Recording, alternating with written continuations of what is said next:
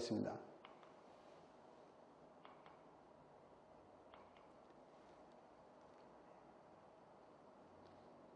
기독교와 중국의 만남. 이 기독교와 중국의 만남이 역사에서 4번 있는데 그 4번 만나는 것을 우리가 생각해 보면 기독교와 중국의 만남이 왜 이루어졌을까? 이런 생각을 합니다. 왜 만나게 됐을까? 결국은 예수님 때문이죠. 중국 사람들은 바깥으로 자기들이 가지고 있던 사상이나 종교를 전하지 않아요. 그런데 기독교인들은 바깥으로 열심히 나가서 생명의 그 위험을 무릅쓰고 나가서 복음을 전하게 되죠. 근데 그 일을 왜 하느냐? 결국은 예수님께서 마태복음 28장 18절부터 20절에 하늘과 땅의 권세를 너희에게 주노니 가서 모든 족속으로 제자 삼아 아버지와 아들과 성령의 이름으로 세례를 주고 내가 너희에게 분부한 모든 것을 가르쳐 지키게 하라. 볼지어다 내가 세상 끝날까지 너희와 항상 함께 있으리라 하시니라.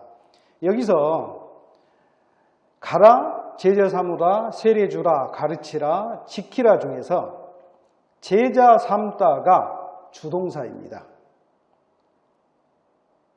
이 주동사는 이 부정과거 명령형으로 되어 있는데 우리가 부정과거의 특징을 살펴보면 부정과거는 반복이나 계속의 의미가 없다는 것이죠. 그래서 단순 과거를 하죠. 그래서 이례적 사건을 말하는 것이고 그 이례적 사건을 우리가 성경에 예수님이 말씀하신 거에 적용시켜 보면 예수님이 우리를 제자 삼는 이 일은 단회적이고 불변하고 영원하다. 이 도리를 깨닫는 백성들이 제자들이 죽음을 무릅쓰고 복음을 전하게 된 것입니다. 그러면 교회는 언제 생겼느냐? 교회는 언제 생겼느냐? 오순절 성령 강림 후에 이 땅의 교회가 구체적으로 세워지게 되는 거죠. 그래서 성령 강림으로 사도행전 2장에 교회가 세워지죠. 그리고 스데반의 박해를 통해서 신자들이 흩어지고 안디옥 교회는 바울과 바나바를 선교사로 세워서 파송하고 그래서 유럽을 향한 선교가 사도행전 16장 6절에 진행되죠. 성령이 아시아에서 말씀을 전하지 못하게 하시거늘 그래가지고 갈라디아 땅을 다녀서 무시아에 도착하고 비두니아, 곧 이게 아시아죠. 우리가 생각하는 지금의 아시아가 아니라 갈라디아 지방에 그쪽으로 열심히 가고자 애썼는데 예수님의 영이 허락지 아니하니라.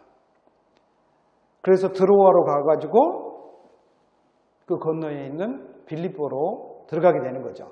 저는 어렸을 때에 이 성경 구절을 보고 굉장히 상처를 입었어요. 왜냐? 만약에 바울이 아시아, 제가 생각하는 아시아는 이 중국과 우리나라가 있는 아시아였어요. 동쪽으로 갔다면 어떻게 됐겠느냐? 우리가 서양 사람들의 침략을 받지 않고 오히려 우리가 그들에게 복음을 전했을 텐데 이런 아쉬움이 있었어요. 그런데 제가 중문과를 다니고 신학을 하고 중국을 가게 됐는데 중문과를 간 이유가 뭐였냐면 중국 선교사를 먼저 헌신했기 때문에 중문과를 갔어요. 그래서 25살에 대학을 들어가고 그 다음에 대학 졸업하자마자 선교 헌신자인 아내를 만나고 둘이 신학을 같이 공부하고 북경에 가서 북경대학에서 석사와 박사를 하게 됐습니다. 근데 이거는 순전히 공부를 하기 위한 것보다도 중국에 거주하기 위해서 했어요. 그래서 82년부터 지금까지 중국에 대해서 고민하고 중국 사상과 중국 사람들의 생각을 과연 어떤 것인가라고 줄곧 생각을 했는데, 요약하면 중국 사람들은 정적이다. 그리고 그 정적인 이유가 뭐냐? 농업국가를 형성했기 때문에, 농업 위주의 삶을 영위하고 있기 때문이다. 그리고 세계 역사에서, 그리고 지구상에서 가로로 길게 된 나라가 미국하고 중국하고 캐나다 뭐 등등, 또 러시아도 있죠. 그러나 중국은 이 길게 띠로 나와 있는 이 대륙이 곡창지대가 많죠. 그래서 농업이 발달했죠. 그래서 정적이에요. 그런데 이에 비해서 동서를 이야기할 때 유럽 사람은 동적이고 열심히 움직여야만 살 수 있는 척박한 땅에서 살았어요. 그러면 이렇게 사람이 동방에 우리가 정적인 이유가 아마도 자연 환경에서 얻어지는 생활 습관과 이 태도에서 비롯됐지 않을까라고 생각을 합니다. 유럽 사람들은 척박한 환경에서 사느라고 움직이지 않으면 먹고 살기가 힘들었다 그래요. 그래서 자연을 극복하고 또 바다를 향해서 출항을 하고 다른 나라를 가서 뭔가 더 구해와야만 생활이 넉넉해지는 그런 구조를 가지고 있었죠. 거기는 산이 많고 평야가 적었죠. 그리고 여름에는 비가 거의 내리지 않는 곳이 많다 그래요. 그래서 자연 환경에 적응하는 것, 농사를 하는 것, 이게 녹록치 않았다. 그러나 중국은 거대한 황하가, 과거에는 황하, 현재는 장강 위주지만, 그래서 산샤 이 댐이 문제가 있긴 하지만, 황하가 홍수가 나서 범람하면 엄청난 재해를 가져오지만 덩달아 이 곡창지대를 형성하는 긴 기름진 토지를 만들어서 중국 사람들에게 선사했죠.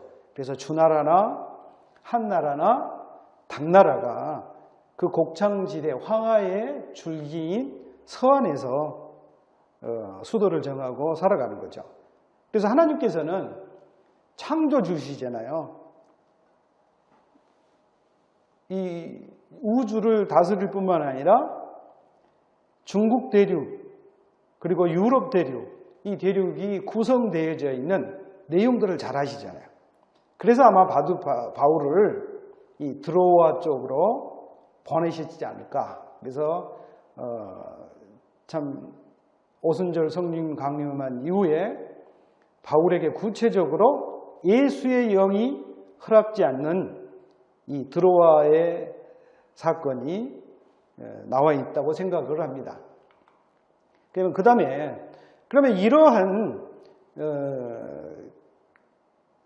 예수님의 말씀을 듣고 과연 제자들은 어떻게 천국 복음을 전파했고 예수님의 말씀에 어떻게 순종했는지를 살펴보겠습니다. 베드로가 어떻죠? 베드로는 아그리파 1세 때 붙잡혔죠. 그래서 도망가가지고 어디로 갑니까? 소아시아 및 안디옥에 가서 전도하다가 64년 혹시는 67년 네로에 의해서 죽음을 당하게 되죠. 베드로는 로마에서 전도하다가 박해를 받다 못해 도망가던 중에 환상에서 주님을 만났어요. 그래서 그 환상에서 뭐라 그래요? 코바디스 도미네 그러죠. 주여 어디를 가시나이까? 그러니까 예수님이 하신 말씀이 로마에 다시 가서 십자가에 못 박히려 한다라고 하니까 베드로가 이렇게 되면 자신이 예수님을 2번 죽이는 꼴이 되니까 자기가 다시 돌아가서 복음을 증거하다가 십자가에 거꾸로, 그림 보면 거꾸로 매달려 있죠. 거꾸로 매달려서 순교했다. 그러면 안드레는 어떻게 했느냐? 안드레는 헬라에 가서 전도하다가 아시아에서 나중에 전도를 했어요.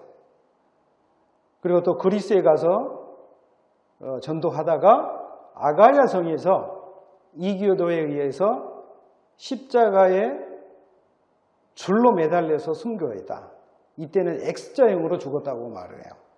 사형을 베드로는 거꾸로, 안드레는 X자로. 그래서 전승에 의하면 베드로가 아직 안 나오는 거예요. 제가 이게 실수했네요.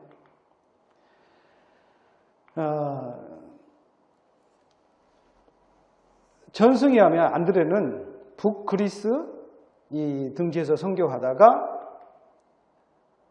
70년경에 그리스에서 십자가를 못 박히는데 이 X자형으로 십자가에 못 박히게 됐다는 것입니다. 그래서 러시아와 스코틀랜드에 안드레가 가톨릭에서 말하는 의하면 수호신이 됐다고 그래요. 수호신이. 그 다음에 야고보를 한번 살펴보겠습니다. 야고보는 12제자 가운데 한 사람으로 우리의 아들이라는 별칭을 갖고 있죠. 그래서 이 야고보를 큰 야고보, 그리고 다른 야고보하고 구별되는데, 요한과 함께 예수의 제자가 되어가지고 예수의 제자에 대해서 사마리아에서 전도를 했다고 그래요. 그리고 예루살렘에서 나중에 전도하다가 헤롯 아그리파 1세에게 박해받아가지고 12사도 중에 가장 먼저 참수형을 당하는 제자입니다. 그때는 언제냐 그러면 스데반이 죽은 지 10년도 채 되지 않는 때에 참수형을 당하게 된 거죠. 그다음에 요한을 그 다음에 보죠. 요한은 마지막 십자가에서 어머니 마리아를 부탁한 제자죠. 그래서 유대 국가 내에서 전도를 하다가 예루살렘이 주후 70년경에 로마에게 멸망을 당한 후 소아시아의 여러 교회를 다니면서 복음을 전파했어요. 에베소에서 사역하던 중에 도미티아누스의 그 황제의 박해와 고문 끝에 기름 펄펄 끓는 이 기름가마에다가 요한을 집어넣었다는 거예요. 근데 요한이 기적적으로 뛰쳐나와가지고 살게 되니까 그를 박해하던 무리도 이게 보통 문제가 아니구나 놀래서 그를 반모섬으로 귀양을 보냈다 그래요. 그래서 반모섬에서 머무르며 묵시 이 성경 요한계시록을 쓰게 되죠. 그러다가 자연사한 사람이 이 요한이에요. 거의 자연사한 사람이 요한이 유일하더라고요. 그래서 수명대로 살다가 에베소에서 95세로 약 100년경에 돌아가셨다. 다음에 보면 이 요한이 살았던, 거주했던 반모섬을 제가 가봤었는데 이 굴이 그렇게 크지 않더라고요. 산 꼭대기쯤에 있는데 이 굴에서 생활했다 그래요. 반모섬은 그러면 어디가 있느냐? 에베소에서 멀지 않아요. 근데 저희가 중국 선교 200주년 때 제가 그때 대표였었는데, 선교사의 대표였었는데 200주년을 어디서 할까 고민하다가 안디옥에 가서 하면 좋았겠지만 거기는 종교적인 문제로 여러 가지로 어려우니까 중국에서도 힘들고 안디옥서도 힘들고 그래서 에베소를 선택해가지고 시니어 선교사들 약 100명이 같이 한 일주일간 여행을 했었어요. 이 굴도 가보고 다른 데로 가봤었는데 이 굴을 갈 때 너무너무 그 바람이 세고 파도가 쳐가지고 1시간 정도에 갈 곳을 1시간 정도 거리더라고요. 근데 4시간이나 갔어요. 그래서 제 생각으로는 이게 유라굴라 태풍이지 않느냐라고 생각할 정도로 엄청 심했습니다. 그런데 터키 에베소에 가면 사도 요한 기념교회가 있어요. 다 뜯겨져 있지만 그러나 남아있는 게 뭐냐? 이 세례터예요. 세례터. 그러니까 우리 한국은 세례를 줄 때 물로 머리에 이렇게 간단한 의식으로 하지만 중국 교회도 강대상 밑에 이렇게 사람이 지나가면서 작은 연못같이 만들어서 지나가면서 세례를 베푸는 경우가 많아요. 우리가 그러면 다음은 빌립을 보겠어요. 빌립은 최초의 제자로 불린 사람이죠. 그러면서 나다나엘을 주님께 인도한 제자이고, 그런데 이 빌립이 소아시아 부르기아에 가서 전도하다가 지독한 채찍을 당하고 감옥에 갇혔다가 히에라볼리에, 그리스에 있는 그 히에라볼리죠. 거기서 매달려 채찍을 맞고 감옥에 갇힌 후 AD 54년경에 십자가에 처형이 됐다는 거예요. 그 다음에 역시 아직도 숙달이 안 되네요. 2개를 하다 보니까. 바돌로메를 보는데 이 바돌로메가 성경의 제자들의 이름을 살펴보면 나다나엘이다 라고 이야기를 하더라고요. 그래서 나다나엘과 동일입니다. 성경 구절 속에서 제자들의 이름이 나올 때 나다나엘이 안 나오면 바돌로메가 나오고, 바돌로메가 나오면 나다나엘이 안 나오고, 그리고 다른 이름은 있는데 이런 경우가 많다 보니까 성경학자들이 바돌로메가 곧 나다나엘이다 라고 이야기를 해요. 그래서 이 나다나엘이 예수님이 부활한 후 갈릴리 호숫가에서 본 사람 중에 한 사람이고, 예수님이 승천하신 후 아시아 지방에서 전도하다가 열심히 하였고, 또 아르메니아 이 알팍 지방에서 전도하고, 그 아르메니아 알팍 지역에 있는 이교도들이 이 바돌로메를 잡아가지고, 여기 보면 손에 들고 있는 것이 사람 가죽이에요. 이 위에 그 사진은 바돌로메가 살아있는데 살 가죽을 벗기는 그런 처참한 모습을 보여주고 있는데, 이걸 누가 그랬느냐? 밑에 미켈란젤로의 그 최후의 심판에서 이 벗겨진 피부를 드러내놓고 있는 모습이 바로 이 바돌로메이다 라고 학자들은 이야기하고 있습니다. 근데 재미있는 것은 이 도마입니다. 도마가 예수님의 손자국, 못자국을 보고 허리에 창자국을 만져보고 야 믿겠다고 말했던 사람이죠. 그런데 이 도마는 어디서 전도했느냐?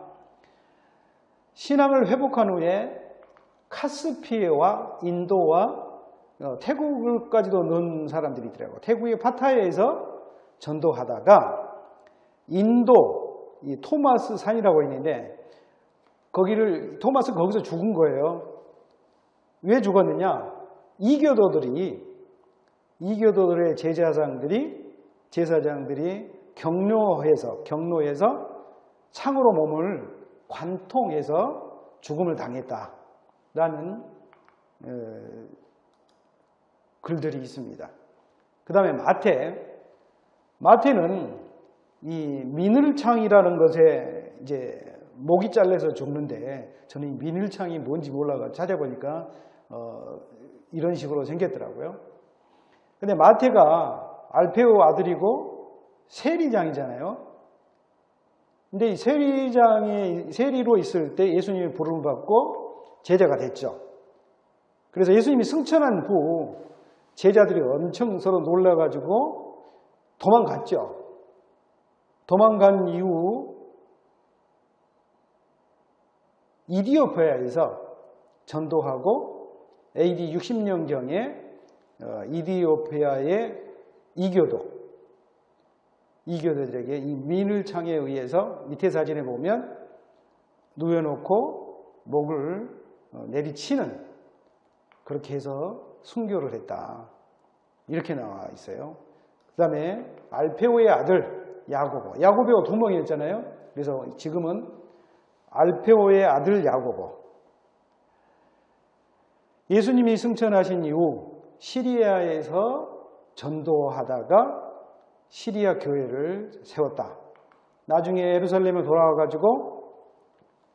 전도하다가 유대인들에게 몽둥이질을 당하고 돌판매질을 당하고 그래도 안 죽으니까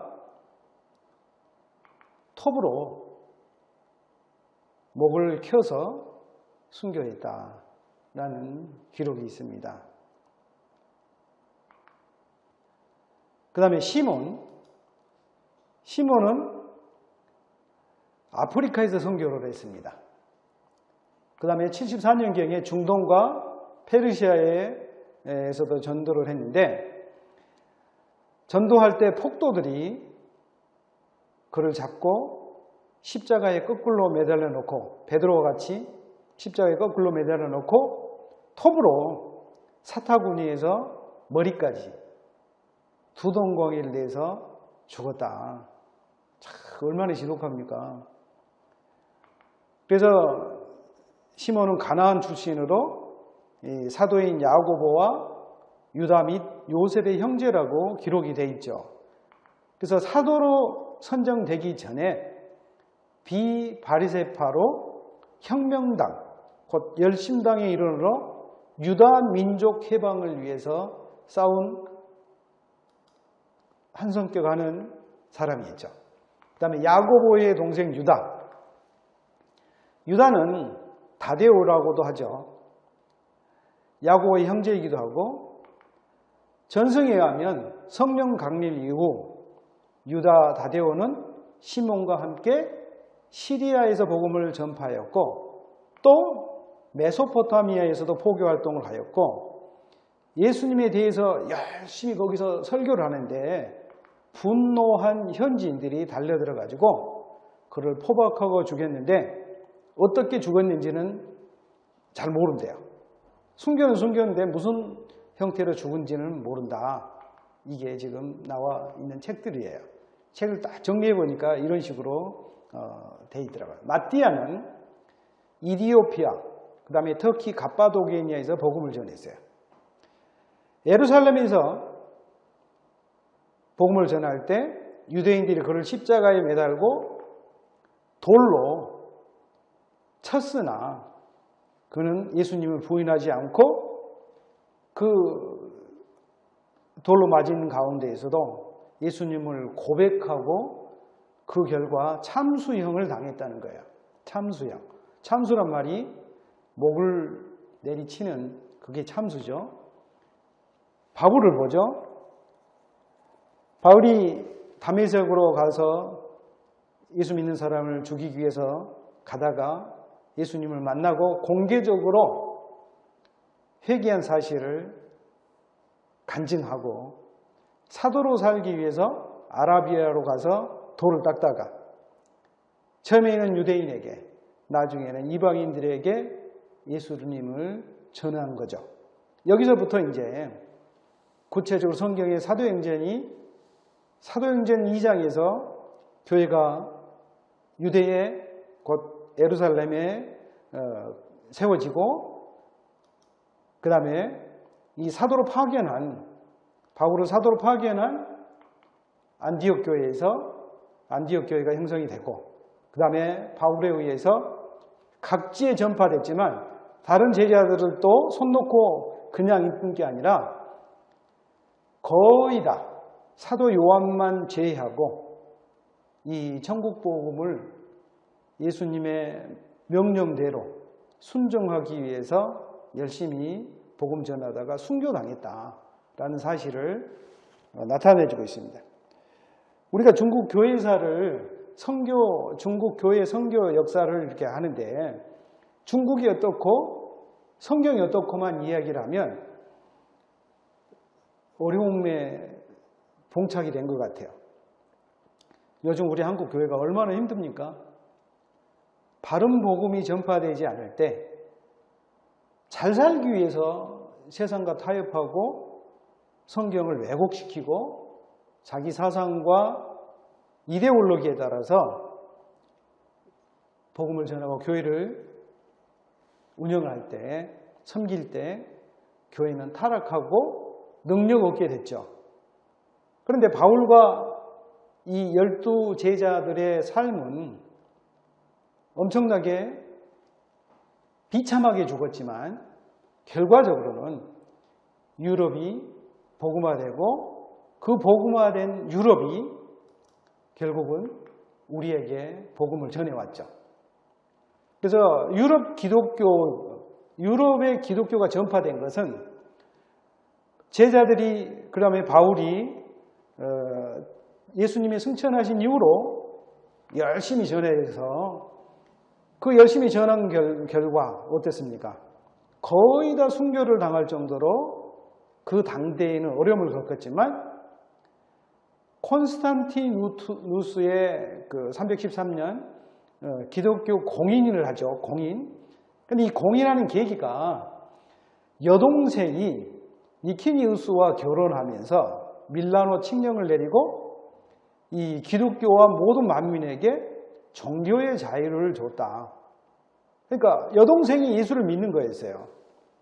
그래서 예수님을 믿는 여동생을 위해서 콘스탄티누스가, 이 대제가 모든 인민에게, 모든 기독교인이 종교의 자유를 누릴 수 있다. 그 이후로 기독교 우대 정책, 곧 특권이 주어지는데 성직자에게 보험급을 주고 세금을 면제해주고 주교들이 관직에 등용되는 것을 허용하고 재판까지도 교회 성직자에게 받을 수 있도록 하니까 교회가 폭발적으로 부흥한 거예요. 인구 10%가 그 당시에는 기독교인이 됐다 그래요. 이게 노마죠. 그러면 432년 성 패트릭이 아일랜드로 복음을 전하는 게 이 노마권에서 벗어난 첫 번째 증거입니다. 복음을 전했고, 이 클로비스 1세라는 분은 5세기 후반에 프랑스와 독일과 오스트리아, 스위스, 이탈리아 북부 지역에 정복을 한 거예요. 클로비스 1세가. 그런데 정복을 했을 뿐만 아니라 그들에게 복음을 전했다. 이렇게 해서 북쪽은 이 바이킹의 문화, 그러니까 아주 바이킹을 좋게 평가할 수도 있지만 이분들은 상당히 원시적이고 좀 뭐랄까, 우리가 생각하는 원시가 아니라 해적들이 많았잖아요. 해적들. 그래서 바이킹이라고 하면 바이킹 해적이라고 하는데 이분들이 북유럽에 살았어요. 근데 이 북유럽까지도 천년경쯤 되었을 때 대부분이 기독교로 받아들여졌다. 그래서 기독교로 받아들인 이 바이킹족이 문화의 불모지 같았던 이 사람들이 이 신세계가 열린 것으로 되어진 거예요. 그러니까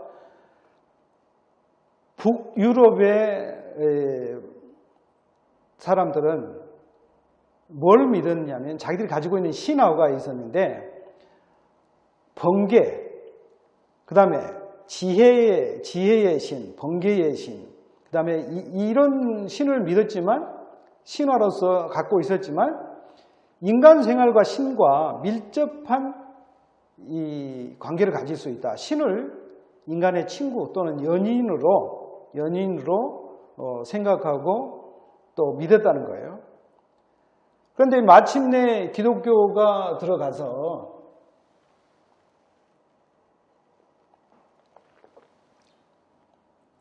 이들이 바꿔지게 되는 거예요. 바꿔지는데 어떻게 바뀌어지느냐? 원래 이 고대의 신앙의 근거로 바이킹족들이 가지고 없었는데 예수를 믿고 나서 다른 유럽 국가와 같은 문화를 갖게 되고 같은 기초 위에서 국가가 자연스럽게 교류하다 보니까 이 근대 국가의 면모를 갖추게 되고 그건 더욱 상승작용을 해가지고 유럽 공동체의 일원으로서 그들이 삶을 살 수 있는 그런 면모를 갖추게 됐다. 그러니까 스웨덴, 룩셈부르크, 베네룩스 3국이라고 그러죠. 이 베네룩스 3국의 바이킹족이 지금 어느 정도로 문화나 또는 그 국민소득이나 교육 제도나 여러 가지를 살펴보면 세계 인류잖아요.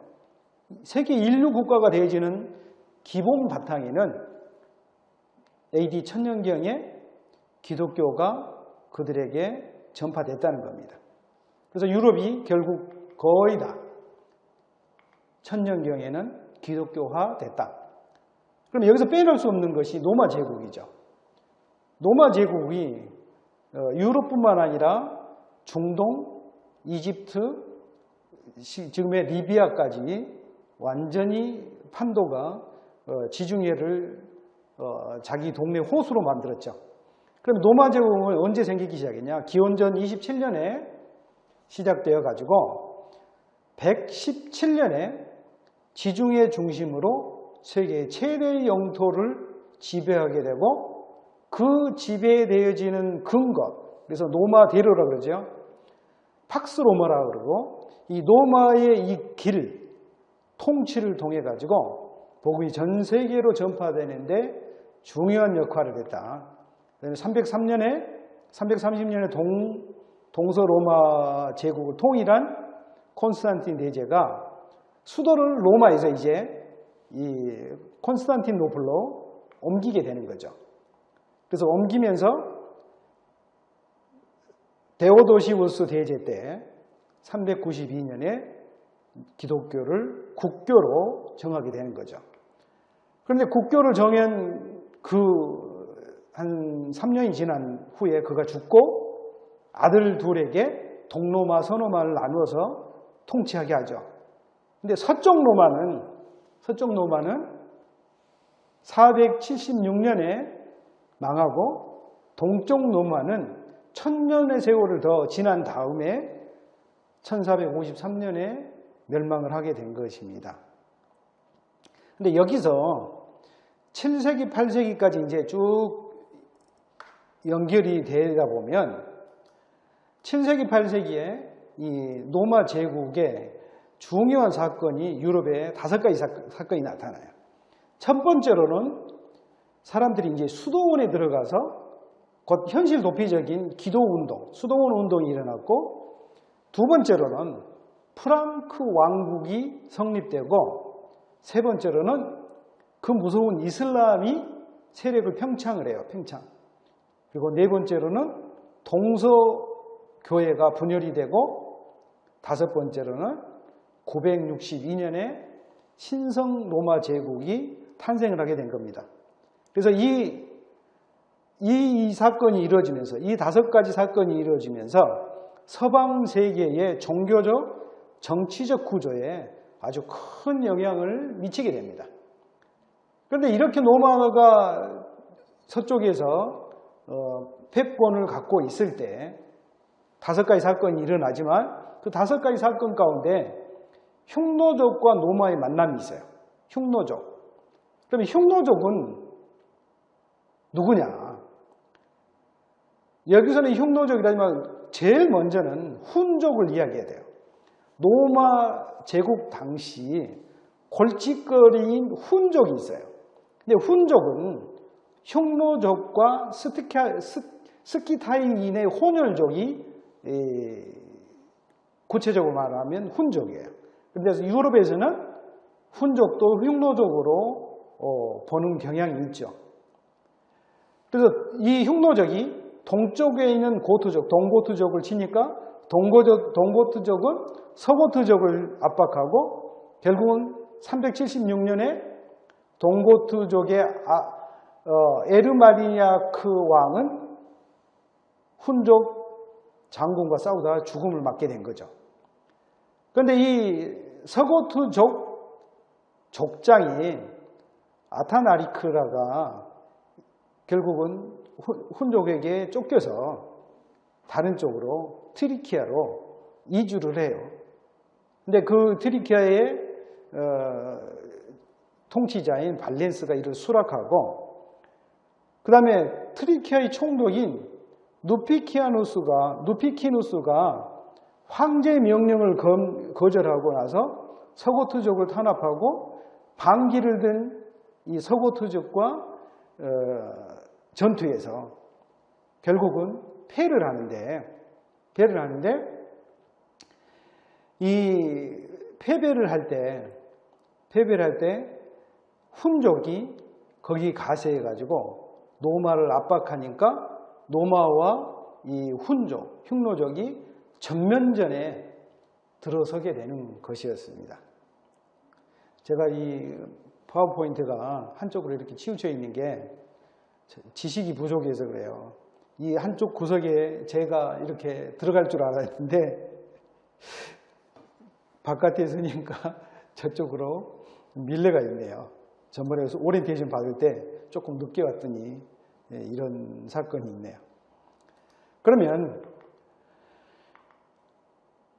여기를 보면 방금 말했던 훈족의 침입이 있고 동고트족이 서고트족을 치고 서고트족은 도망가다가 결국은 이 어떤 왕국 많이 왕국이 있는데 사방으로 이제 민족 대이동이 시작이 되는 겁니다. 이동이 시작되면 어떻습니까? 동네 바리케이트 치고 못 들어오게 할 수 없는 거잖아요. 시리아 난민도 있고 요즘도 국가 민족에서 난리를 겪으면 외국으로 수많은 난민이 가듯이 이때에 엄청난 난민들이 이동하게 된 거죠. 그래서 게르만족의 이동이 있어지고 서노마 제국이 보라색이 있고 이 비잔틴은 초록색으로 지금 표시가 되어 있죠. 그래서 이런 구조를 동쪽에 있는 흉노족, 훈족이 결국은 다 흔들어 버리는 거죠. 이렇게 흔들 때 또 뭐가 나타나느냐? 이슬람 세력의 확장이에요. 이슬람 세력의 확장인데 이 이슬람 세력은 언제부터 나타납니까? 결국은 마호멧이 자기가 깨달음을 얻고 그런 다음에 다른 아랍권을 통일하고 그 다음에 기독교 국가를 침범하고 차츰차츰 세력이 확장이 됐죠.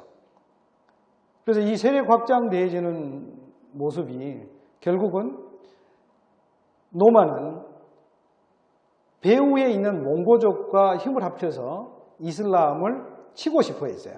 그래서 그런 논의가 되어졌지만 이슬람 국가가 가까이 있던 노마의 몽고의 칸이 다스리던 그런 지역은, 그런 나라는 결국 이슬람화가 되어버려요.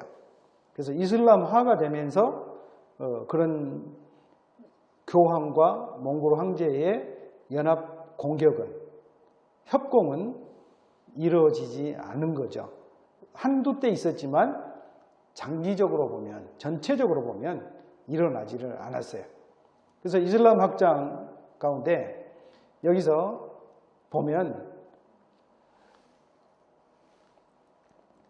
상인 출신의 무하마디가 알라를 유일한 신으로 섬기고 그 내용을 가지고 이슬람교를 창실하죠. 그런 다음에 발전은 귀족층의 박해로 메카에서 메디나로 피신하고 그런 다음에 교세를 확장하여 메카로 다시 귀환을 하죠. 그래서 귀환한 그 해에 메카를 점령할 뿐만 아니라 아라비아 반도를 통일해버리죠. 모하마드가 죽은 해, 곧 통일한 그해 모하마드가 죽는데 후계자로 선출하는 데 있어서 이 칼리프죠. 이 칼리프로 선출하는 데 있어서 우마이야 가문이 칼리프를 세습하게 돼요. 그런데 이 세습하는 데 있어서 결국은 이 이슬람 세력 가운데 분쟁이 생긴 거죠. 무슨 분쟁이 생깁니까? 수니파와 시아파가 생기는 거예요. 그럼 수니파는 뭐냐? 수니파는 역대 칼리프 이 계승을 역대 교주같이 이슬람교의 최고 지도자가 칼리파라고 그러는데 이 계승자를 정통으로 보는 거예요. 그래서 이 정통으로 본 나라는 이집트가 있고 그 다음에 대부분의 중동 국가들이 수니파에 속합니다. 그런데 이라크의 사담 후세인은 소수의 수니파이면서 다수의 시아파를 억압하면서 통치했던 것이 이 이라크의 현실이었죠. 그 다음에 저게 겹쳐버리는데 시아파는 무하마드의 사촌이자 사이인 알리의 계승자로 무하마드의 후계로 계승자로 여깁니다. 그 다음에 알리가 쿠데타 세력에서 암살을 당하자 그를 추종하는 자들은 무하마드의 혈족인 알리만이 칼리파의 자격이 있다고 하면서 새 지배자들에게 저항을 하죠. 그래서 이 저항이 아주 엄청나잖아요. 그래서 중동에서 시아파가 다수인 나라는 이란과 이라크뿐이에요. 그럼 이란과 이라크가 왜 사이가 안 좋느냐? 같은 시아파가 많으면서 앞에 봤듯이 사담 후세인이 소수인 수니파이면서 다수인 시아파를 억압하다 보니까 엄청 지난 세월에 충돌이 있었죠. 이렇게 이제 이슬람 세력이 자기네끼리 충돌이 있으면서도 이 기독교 세력을 박해하고 침범하게 되니까 결국 뭐가 일어납니까? 십자가 운동이 일어납니다.